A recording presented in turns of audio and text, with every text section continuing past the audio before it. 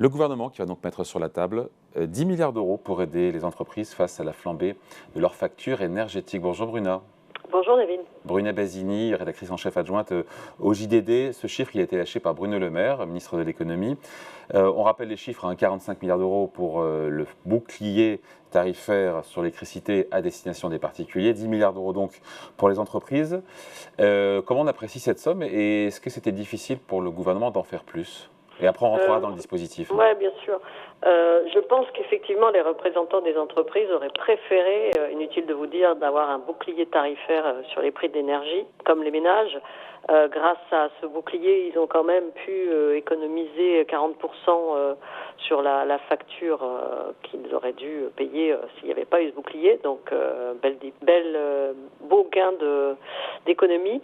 Mais non, ils vont devoir se contenter d'une prise en charge de leur facture. C'est un geste, néanmoins, qui a le mérite d'exister. Donc ce n'est pas un bouclier en tant que tel, voilà, c'est une aide.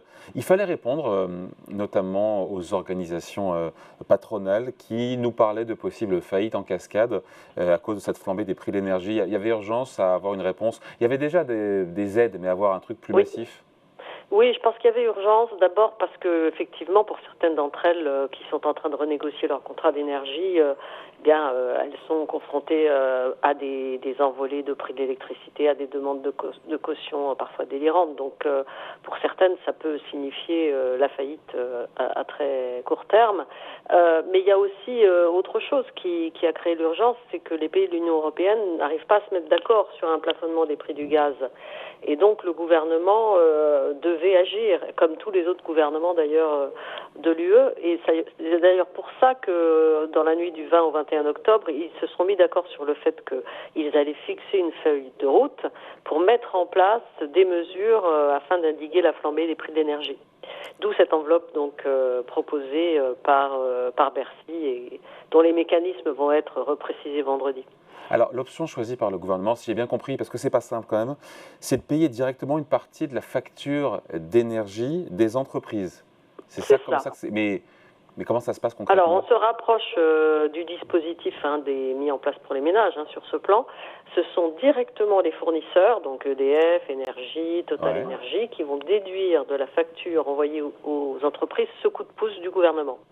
Et c'est vrai donc que là, on va être avec un dispositif très simple, puisqu'ils ne vont pas devoir déposer de dossier, faire une demande à la Direction générale des impôts ou répondre à des critères. Tout ce qui... on est aux antipodes du guichet d'aide existant, dont on reparlera d'ailleurs. Donc ça a le mérite de la simplicité, pour le coup.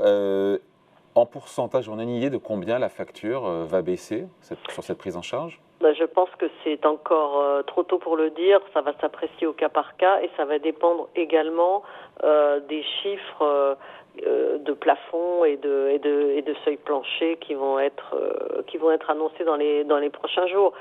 Comment ça va se passer en fait le dispositif? En fait, il est fait pour donner une certaine visibilité prix aux entreprises et éviter une explosion des prix. Donc, actuellement, environ la moitié de la facture est déjà protégée par les tarifs réglementés de l'électricité, dans le cadre du dispositif de l'AREN, l'accès régulé à l'électricité nucléaire. Et c'est fixé à 40 € le mégawattheure.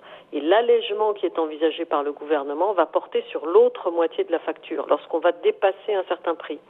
Et c'est là où on a encore des doutes parce que le curseur n'a pas encore été arrêté par Bercy.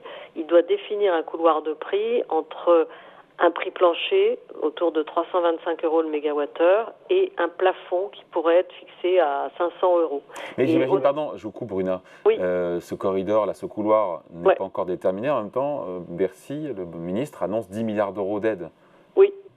Ils doivent savoir où ils se trouvent, même s'ils n'ont pas encore communiqué dessus. Oui, bien sûr. Mais c'est pour ça d'ailleurs que certains spéculent déjà en disant que le prix plancher c'est 325 €, le prix plafond c'est 500 € et que l'État n'ira pas au-delà dans le dispositif d'allègement, au-delà des 500 €. On sait combien d'entreprises, Bruna, sont éligibles potentiellement. Alors, j'ai appelé ça c'est pas un bouclier tarifaire, mais en tout cas une prise en charge de la facture énergie. Est-ce qu'il y a des conditions pour en bénéficier, de taille, de marge, je ne sais pas moi? Alors justement là-dessus, à voir, puisque on ne sait pas encore, si vous voulez, qui sont les entreprises qui vont véritablement en profiter. Il y a un flou et il y a une dissonance entre Bruno Le Maire et Agnès Pannier-Runacher à la transition écologique. Je pense que Bruno Le Maire, semble-t-il, voudrait limiter le système aux petites entreprises et aux ETI, aux entreprises de taille intermédiaire, alors que Agnès Pannier-Runacher serait favorable à une prise en charge plus large, touchant également des grandes entreprises. Pour les secteurs qui consomment, qu'on appelle énergo-intensifs, je sais pas c'est comme ça qu'on les appelle, hein, qui sont gros consommateurs d'énergie, est-ce qu'il y a d'autres dispositifs prévus, notamment on pense à la chimie, l'aluminium, il y a plein de secteurs comme ça? Bien entendu. Alors, vous savez déjà que, en fait, Elisabeth Borne, mi-septembre, avait annoncé qu'elle prolongeait un bouclier tarifaire en 2023 pour ces entreprises. Pour le gouvernement est très conscient du fait qu'il faut absolument sauver notre industrie, donc il faut avoir des mécanismes de soutien plus intensifs, hein, c'est le cas de le dire, pour ces secteurs. Qu'est-ce qui peut être fait? Eh bien, au-delà de ces mesures-là, il a annoncé qu'il y a un guichet d'aide qui avait été mis en place pendant l'été, mais ce guichet, c'est avéré très très compliqué à mettre en place, enfin à utiliser, puisqu'il y avait des critères qui étaient définis, qui n'étaient pas simples. C'était un casse-tête administratif pour les entreprises. Il a été assez peu utilisé. Donc ils vont simplifier ce dispositif d'aide déjà mis en place et qui profitait à ces entreprises. Et d'autre part, ce qui est envisagé aussi, ça a été annoncé début octobre, c'est la mise en place d'une garantie de l'État pour réduire le risque de défaut de l'entreprise cliente d'un fournisseur. C'est-à-dire que toute la dimension caution bancaire, etc., qui est demandée quand vous souscrivez, par exemple, des contrats de fourniture d'énergie, eh bien, l'État viendra pour contre-garantir ces cautions. Et ça peut, dans bien des cas, alléger, faciliter la renégociation des contrats pour les entreprises. Bruna, pour conclure, on se dit quoi? On se dit que c'est pas un bouclier tarifaire, on va pas appeler comme ça. C'est pas le retour du quoi qu'il en coûte, en tout cas à un niveau bien moindre que celui pour les particuliers. Tout à fait. En fait, il faut dire que sur 3 ans, le bouclier tarifaire des ménages va coûter 100 milliards d'euros. Ouais. Hein, donc non, on n'y est pas, évidemment, mais ce serait trop coûteux.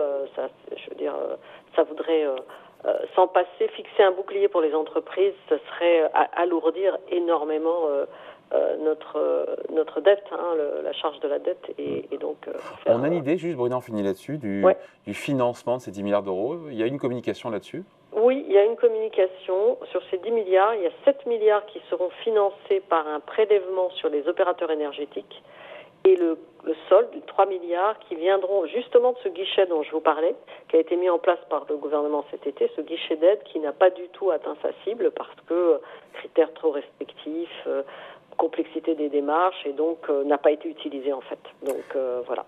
Bon, très bien, merci beaucoup. Explication signée Bruna Basini, rédactrice en chef adjointe au JDD. Merci Bruna, bonne journée. Merci David, au revoir.